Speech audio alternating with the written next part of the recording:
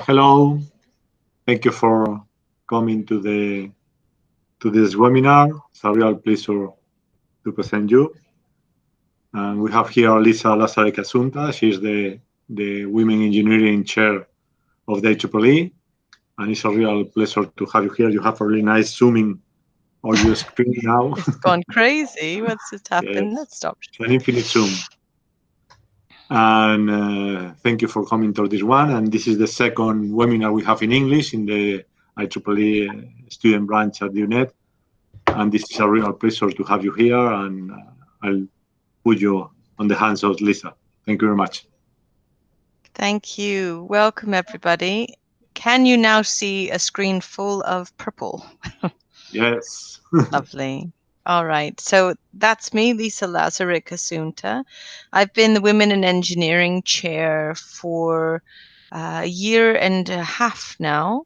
And I'm going to give you a short overview of what's going on in Women in Engineering and how you can get involved, some of the opportunities and programs that we run, and an overview of what's happening. I'm also very happy to give you my opinion about the state of gender in IEEE and to field any questions you might have. IEEE Women in Engineering is a global network of IEEE members and volunteers, all dedicated to promoting women in STEM, inspiring girls around the world to follow their academic interests in a career in STEM. Our mission is to facilitate the recruitment and retention of women in technical disciplines globally. How's the slide working out for you? Is that fine? Yeah. Okay, thank you. You can see a picture of our committee here. We meet once a year. Interestingly, we have about 17,000 this month, 17,000 members. It depends on when we do the count in IEEE. But our membership is around the world. We have membership in more than 100 countries.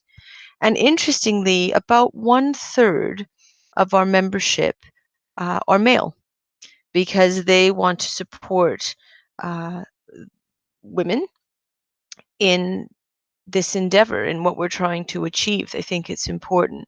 There is a history for women in engineering. It actually turns 25 years old next year. And Women in Engineering was started by IEEE because there was a problem with getting women into engineering and getting women to stay into engineering. And the history goes that at some point, women in engineering was free. And then a lot of women said, well, I don't necessarily want to be considered a woman. I want to be considered an engineer. And so they said, well, actually, let's put a membership fee attached to this. And then anybody can join, because we had a lot of champions from other genders that didn't know how to contribute to this, to our mission and our vision. And that's why we have a membership fee today. You don't have to be a Women in Engineering member to join WIE events, but we do have over 900 affinity groups and student branch affinity groups around the world. Now, these groups all have their own unique identities. They do a number of different things. Some focus on going into schools and talking to children.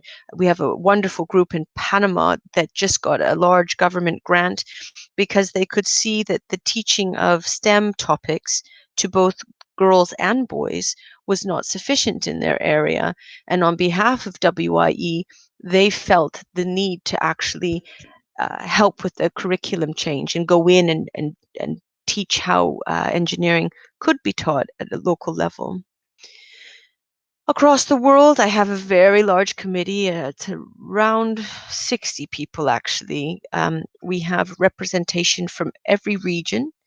We have almost a representative from every society and council in IEEE. And we have voting members. At the moment, because the committee is so large, I'm looking at ways to make our decision making and our working more efficient. One example is that the representatives from regions and the technical societies and councils have huge turnover. And that means that they only volunteer for a year. But actually, getting to grips with IEEE and the landscape of WIE, it takes a while. And if you want to see change happen, you actually need a little bit of a longer time to understand how everything works and how to make that change. So we're encouraging all of our presidents and all of our directors to make these appointments a little bit longer. We're encouraging our representatives to have transition plans so that they can bring in new people and then leave the post. And we also have a conference which I'm going to talk about, an in-person conference once a year that gets around 500 people. And we've introduced, coming from the conference, these things called summits, and I'm going to talk about them later in the talk. We have annual awards, and we have a magazine, and there's quite a bit more as well. Now, in terms of membership for IEEE, there's a huge list here that you can see, and I'm very happy to share these slides after with the recording. But in addition to having discounted registration rates at our conference and our summits and the magazine, there's a newsletter, there are awards, but more so it's about the opportunity to meet with peers. As a woman, I've met a lot of people who don't always feel safe in all male environments. I had a woman come up to me once in an event that I did in Japan, and she said to me she had never been able to talk about her kids before at an engineering event. And that was really meaningful. People join WIE for a number of reasons. They are interested in supporting the initiatives that we're driving. For example, WIE has a pledge that we're going to be launching soon. But the idea is that all of our IEEE panels and conferences should represent our membership. So if you see a panel at an event that's all women, well, should there have been a man on the panel? And similarly, the other way around, if you see an all male panel, uh, having gender diversity on panels is important. It's important to see people who mirror yourself in these kinds of positions. And it's the same for geography. The idea being that when you're at a conference, you shouldn't just have a panel full of people from Australia. If they are the best people for the panel, great. But that's not always the case. So some of the things and why people join WIE is because they're trying to support some of these initiatives that the volunteers are pushing and trying to figure out how to make things happen within IEEE. You can also see on this bullet point that there are scholarships and travel grants, and we have partnerships with several universities. And the other big thing that we're pushing this year is a senior membership drive. And I'd like to circle back to that just at the end of the slideshow. And as I mentioned, you can see here we have some winners of both inspiring member and student members who have done great work. And we also have affinity groups of the year and student branch. I mean, just look at those numbers of people that are involved in Kerala and Bangladesh. It is formidable. And they are continuously running events and programs, and have a read of those just to give you a flavor of the types of things that these people are doing. Lucia Pio Torres is from Argentina, and she's heavily involved in a robo competition that they've harnessed, which is already being emulated in several other countries. So there is power to being in an organization where you get like-minded people who really believe in IEEE's vision and belief that technology is for the benefit of humanity, which we're learning more and more about during this pandemic. And also in terms of women in engineering, there's a lot of passion here. And every single time I feel a little bit bogged down by IEEE politics or emails or working with volunteers, or also whatever is bothering me for the day, I get an email from someone who on behalf of WIE was inspired to go out and make a difference. Here's a little bit more about our travel grant program. You can apply for grants to attend, present at IEEE conferences, not just WIE events. We also have initial and special funding for our group, so that if you wanted to run a workshop or some kind of panel session, or you wanted to do something jointly with young professionals, there's some funding for that. It's not significant, but it is enough. And we also provide promotional material to bring visibility to WIE. I touched upon the summits earlier, and the summit started because we were trying to figure out a way of taking our annual conference, which is all about inspiring and supporting mid to senior career women. Students are allowed to come, but the conference has its own focus. But the idea was, how do we take this kind of leadership summit global? And we started doing these summits. You can see for 2020, we are working with them to understand what the situations are in these respective countries. Some of these summits may be pushed to 2021 just because they can't be held virtually for a number of reasons, but we have a huge breadth. And the idea here is we're actually building leadership in these local areas, um, and that sort of pays it forward. And something to consider for those who are on the call is that WIE is an amazing opportunity, just like IEEE, to volunteer and hone some of these skills that you might not be able to do in your day jobs. So I've been personally volunteering for IEEE since I was a university student, and sort of worked my way up in a society from being the student rep to the young professionals rep to the women in engineering rep. And then I've had various positions within IEEE, and now I'm chair. And I can absolutely admit that actually most of my jobs have come because of my volunteer experience, and talking about some of the projects that I had done that set me apart from other people. Our International Leadership Conference is held once a year. We were in Austin last year, and actually, sadly, today we're meant to be in San Diego. This has gone virtual, and we are going to be doing several weeks of fine-tuned presentations via webinar, and I'm hoping we reach thousands of people rather than the 500 that normally come to the US. This conference is all about leadership. It does have tracks like, disruptive technology, empowerment, executive leadership. I have to admit that the feeling at this conference is unlike any I've ever been before. There is a buzz in the air. It's not just attended by women, but it is about this self-reflection and what do you need to get from point A to point B in your life? What are you trying to change? Even just seeing other people in leadership positions, especially from a female point of view, is extremely empowering. So if you're interested in that, I'm very happy to forward the announcement to Manuel and Pedro to circulate with this group, because that's going to be free of charge moving forward. And the last slide that I wanted to present before I mention senior membership and close sort of the formal presentation part of this talk is that these are all the people that you could reach out to who are leading in Region 8 and in Spain, in addition to those who are already kindly on the call today. Your Region 8 coordinator for all of Europe, Middle East, and Africa is terrific, Ana Romero, who is Spanish but living in Germany.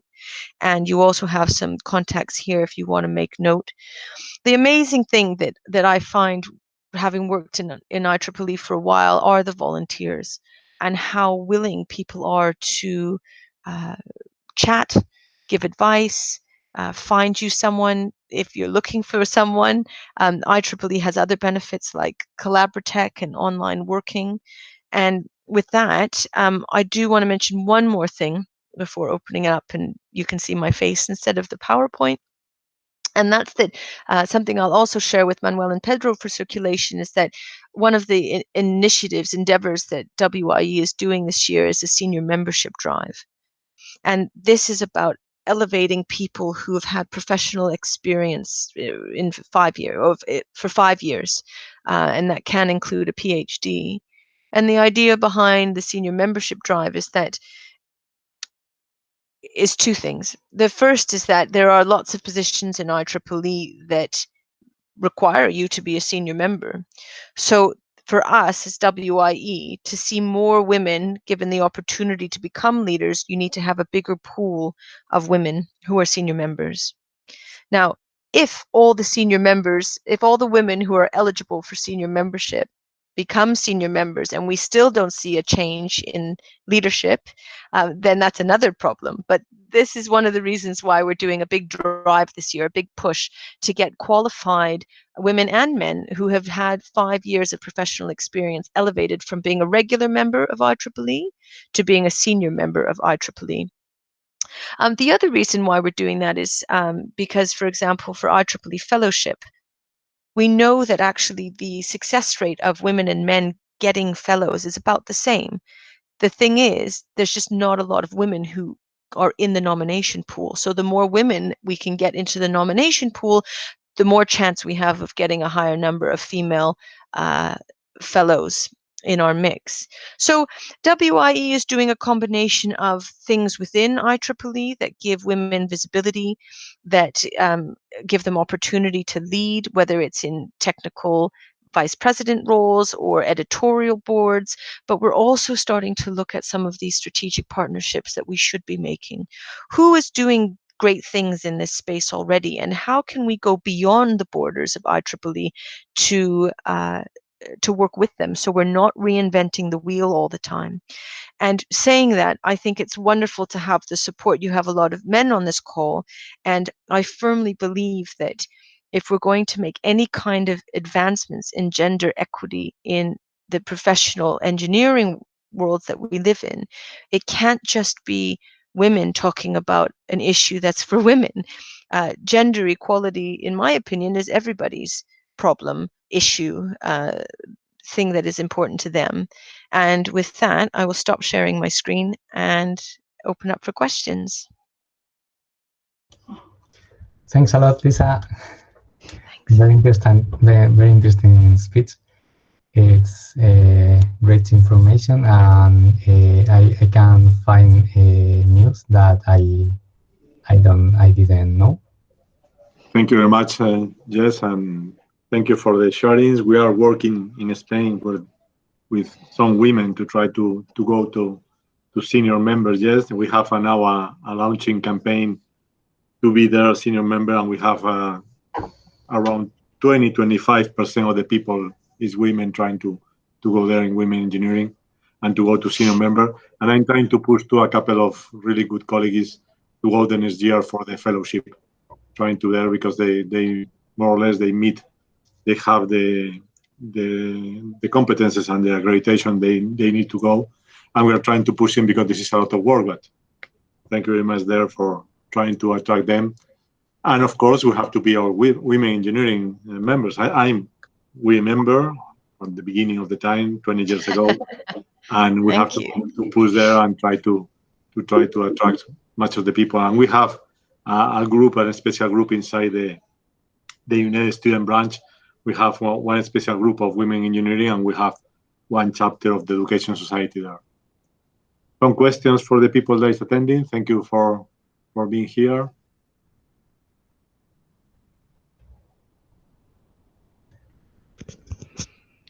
You could use the chat function if you prefer. You can ask me anything you like. I don't have to answer, but you can ask me anything you like. I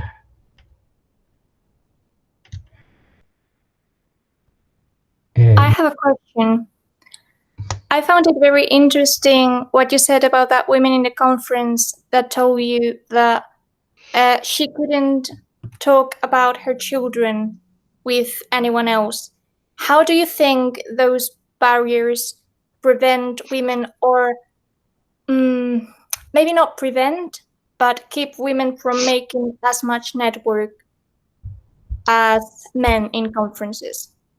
Thank you. That's a very good question. I've had different experiences in my daughter is 2 years and 9 months, and when she was very little, I brought her to an event because we hadn't really been separated. And then, of course, another woman said to me, "Oh, I left mine at home." You know, everybody is different. And for the woman who approached me in Japan, I was actually quite shocked that she hadn't been able to talk about her kids, because I tend to talk about my daughter to whoever listens, and that's a personal thing. I've met a lot of women who feel like they do need to separate their family lives, and I actually find that in my own office now. And I'm in a university administrative office rather than an engineering office. I do think it affects networking. I do think that having even something as simple as having after work drinks affects people who have families in general. I did an interview, and they mentioned that I was a mother and the chair of WIE. And one of the comments on the online blog was saying, I'm so tired of people talking about women and their families. And I thought that was interesting, and I was thinking about that for days. And someone else made a comment to say, well, actually, I saw that she was a doctor, so everybody has their own perspective. But I think we should change the way that we talk about families in general. So women do tend to get asked about work-life balance, and they tend to be given sessions at conference about work-life balance. Well, why aren't we asking men about work-life balance? My husband is juggling just as much as I am in COVID and in life. So speaking to the editor of the Institute at IEEE, I had a little rant at her about this as well, and we talked about this, that actually, on the one hand, there are ways that you can make networking and programs more inclusive. And that's not just for people with families. That could be people who have disability, any kind of disability, whether it's physical or mental. You can change even webinars, having webinars that suit different geographies and different time zones. There are ways of making our world more inclusive that don't have to pinpoint that it's for women. So things, even things like with interviewers rather, why aren't they asking men who are very successful about, well, how are you doing this? How's your work-life balance? So do you see what I mean? Like changing the way we talk about all of this stuff. The more we talk about it, the less of an issue I think it will become. Yes, I agree, because I think it also encourages men to know that they can have a life outside of work with their families. Maybe some people, some men might be afraid of, because it's not expected of them. I don't know if I'm explaining myself correctly, but perhaps if we want to achieve a point in which life, like housework, is 50-50, we also have to expect people to be able to, as you said, juggle both things. Yeah. And I agree that asking men, successful men who have a lot on their plate, how they're coping, as because it's not less difficult because and these things women. these things can be really tricky. A friend of mine told me that all of a sudden at her office, all the men had disappeared one day because they were on a golf course. And this was like 2 years ago. And I said, well, what do you mean they were on a golf course? There's 3 women in your section. Why weren't they invited to the golf course? And I don't really know if they said anything. And some women have said to me, well, you need to pick your battles. But the long and the short of it is that, life is difficult for people on a number of levels, and you never really know what is happening with others. But when you are in like a position like mine, you have to start thinking about, well, our virtual ILC, does it work for Americans or does it also work for Indians? And we need to think about this stuff constantly. It can be exhausting, but I think there's definitely a movement forward to. There's an awareness now that's gaining a lot of traction in IEEE about diversity and inclusion. IEEE, for example, just adopted a diversity and inclusion statement, and we hadn't before. So that is progress. That is progress. Yes, I think it's very important because, it's been shown over and over again that when you exclude a certain group from a design, for example, you are not taking them into account. When you see how, we've talked about this before, I think, in a webinar from this student branch, that the cars, like the car dummies, were designed to be simulating a man's body. So when you looked at the data, you found that more women were dying in car crashes because it wasn't taking them into account. And it's such an easy thing to think that, you have half the population who don't have this type of body. And it happens over and over again when you take into account people who might be disabled or people who might, people of color in facial recognition. Yeah. You have facial recognition software, artificial intelligence gets white men like 90% of, 99 or whatever percent of the time, but then you bring in women or Asian people, people of color, and it, There was a very interesting case in the UK with a footballer who was, you'll have to forgive me, I don't know where he was from, but he was black, and he had never had a heart, or he never thought that he had had a heart problem, and it turns out that he had a heart attack on the field, or his heart stopped on the field, something like this. Forgive me if I'm getting it wrong, but the point is that all of the data was not based on his kind of demographic. So we know that these things are happening, and it does have severe ramifications in the real world. And in Canada, for example, where I'm from originally, I learned that they have new guidelines about your data and about how you collect your data and the demographics of your data, and actually to start thinking about D&I for what we collect, how we collect, and that kind of thing, which I didn't know was happening until a couple of years ago.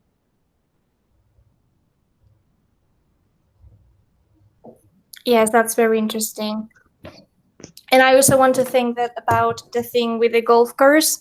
That's horrible because obviously it's leisure time. You're not expected to get on with everyone in your work.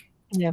But when there is a race, for example, obviously getting along with your chief, with your boss is going to help.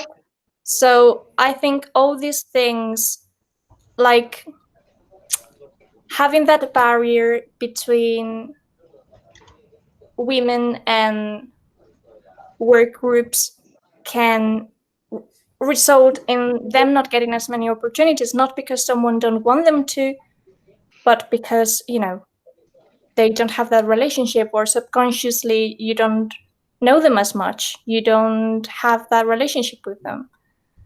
And when you have a cool opportunity, you pass them to the person that you like the most. And that's normal, but, We have a group in India led by Ramalata Marimutu, who used to be chair of WIE, and she started a conference called Returning Mothers. We're going to be showcasing this soon on our WIE website, so it can be emulated in other places. But essentially, she was trying to address the confidence issue of women who were professionals in the engineering world, who left for to have children, and then didn't have the confidence to come back and stayed out of work, even though they might have wanted to return. So there's a lot of issues about opportunity and culture and that kind of thing that that WIE thinks about, that we all think about.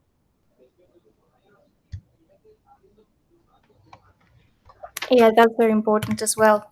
Thank you. Yes. Thank you for answering my question.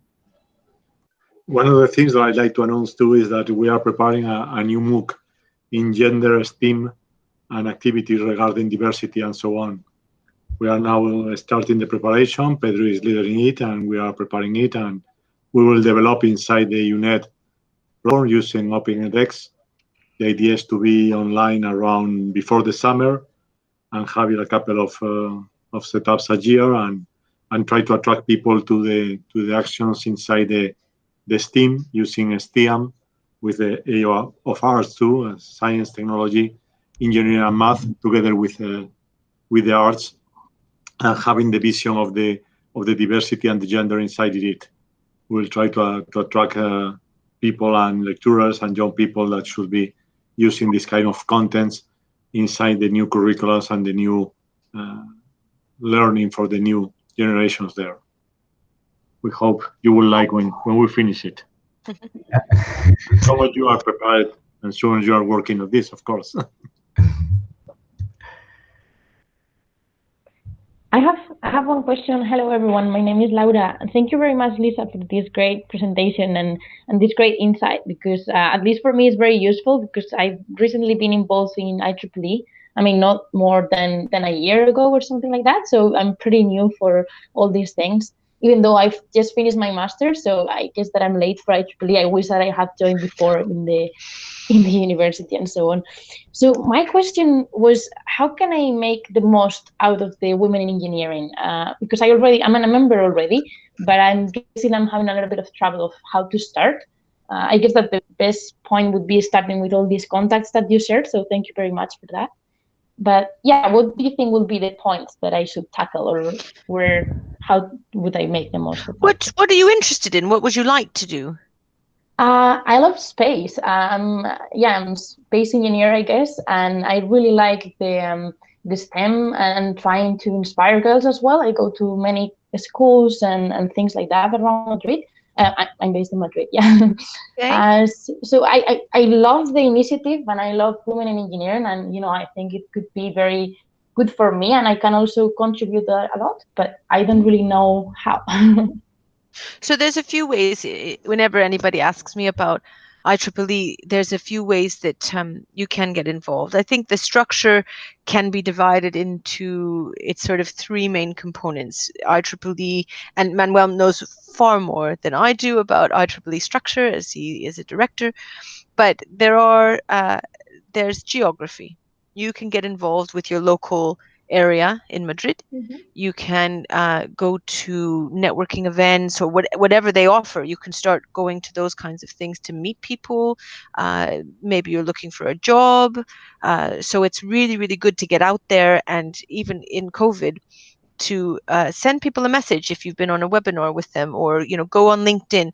So IEEE has Collabratech as well that you can make the use of if you want to contact members and ask questions. And then if you didn't want to go by geography, you could go by specialism. So I'm putting my email in the chat function. I think you might have it already, but if you email me with, I'm going to give you, do you know what? I can't even remember my IEEE one right now. And since I'm being recorded, I'm just going to send you the email that it gets. Okay, thank But you. send me a message with a couple of lines about what you like. And we have a representative who represents one of our societies that's space related. I have a great friend who's a Canadian who works in a little bit in space in extreme environments, and I can connect you with her, and you can ask them questions. And if there's a particular area that you're looking into doing. So from the society point of view, when you go by your topic, there are ways of you getting involved. You can get involved in working on annual conferences or events. You could look to become part of their governance structure, like I did. So you actually would go to meetings and figure out what was best for students or young professionals.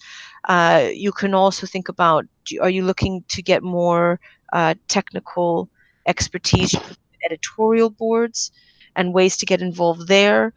If there aren't per se positions for you in any of these areas, you can ask actually an editor, for example, to say, I'm looking for some expertise or some mentoring. You can ask people to mentor you, so you have people you trust. You can have 4 mentors if you wanted to, and you could just chat with them and ask them questions about their experience. And from my experience of mentoring, the mentor gets as much as the mentee. It's not a one-sided relationship. So if you find someone that you sort of click with, you have a call once every couple of months. It's quite nice. And the other way to get involved with IEEE, they have standards, and so the sort of the 3 main areas that IEEE focuses on. Some people are more interested in things like specific groups that are working together with industry to get some standards. Like the Wi-Fi is a really famous example from IEEE. So if you email me and you tell me of a couple of things you're interested in, I will ping you to people right away and say, these are great people and you should chat with them and see if these are the people you should be chatting to, or if they know someone, and just see how it goes. And then you will hone in on some of the opportunities that there are. So for example, maybe one of the societies is looking for a young professional rep, or the young professionals themselves are looking for someone. You will make those links and then sort of chisel down what you what you can put your efforts to. How does that sound? Thank you very much.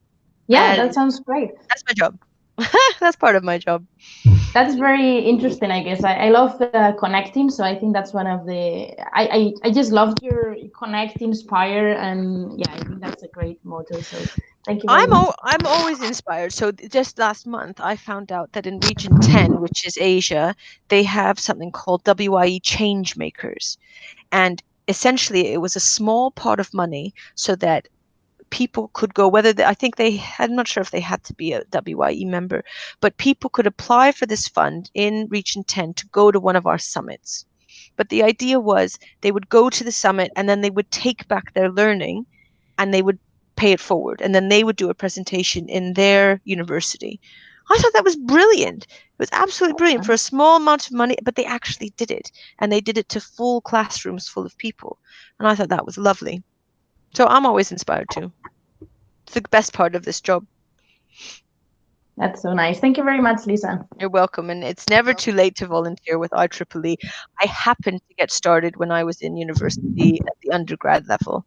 And I kept doing things for my society. So they kept asking me to continue volunteering. It tends to be in these areas that if you do work, people will keep asking you to come back. If they don't know you, it's a little bit hard to get into certain positions. Mm-hmm. Thank you very much. I was really inspired as well.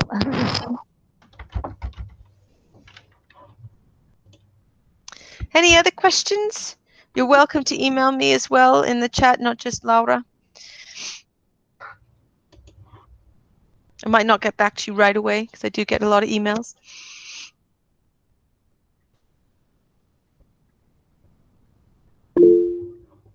Okay, well, thank you very much. Yes, thank you. And I will follow up with both the senior membership drive event and the information on the ILC so you can spread that to your networks as well. We will push as much as possible. Thank you. Thank you to you, and thank you for coming here. See you in June in the tab, and I hope to see you in probably at the end of the year in Washington in face-to-face. If we can. Nice. That would be nice. All Bye right. there. Take care. Thank you for your time. Thanks, everybody. Bye. Thank you. Thank you, everybody. Nice to meet you. Bye. Bye-bye. Bye.